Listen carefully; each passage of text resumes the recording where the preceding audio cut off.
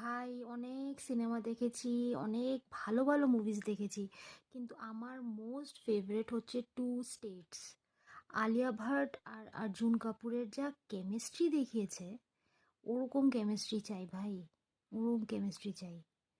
প্রথম কথা, তাদের ইন্টারকাস্ট ম্যারেজ, কিভাবে দুজন স্ট্রাগল করে দুজন বিয়েটা হয়, দুজনের ওই বন্ডটা, ডিস্টেন্স রিলেশনশিপে কিভাবে ট্রাস্টটা মেনটেন করে, এক একটা সিন এত কিউট, এত কিউট। আমি জানি না, আমি যে মানে আই গেস 12-13 বার এখনো যদি মুভিটা দেখায় না, আমি জাস্ট বসে পড়ি। মানে আমার একবারও মনে হয় না যে আমি মুভিটাকে এতবার দেখেছি।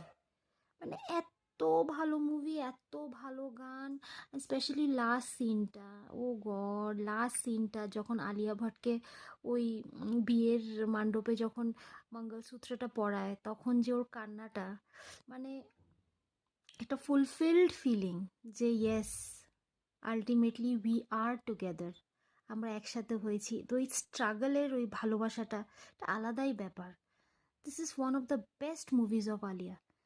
উফ, I just love it. Please আপনারা দেখবেন, আর try to build up that chemistry with your loved ones, with your girlfriend and your boyfriend. নাহলে লাভ নেই, কোনো ফায়দা নেই।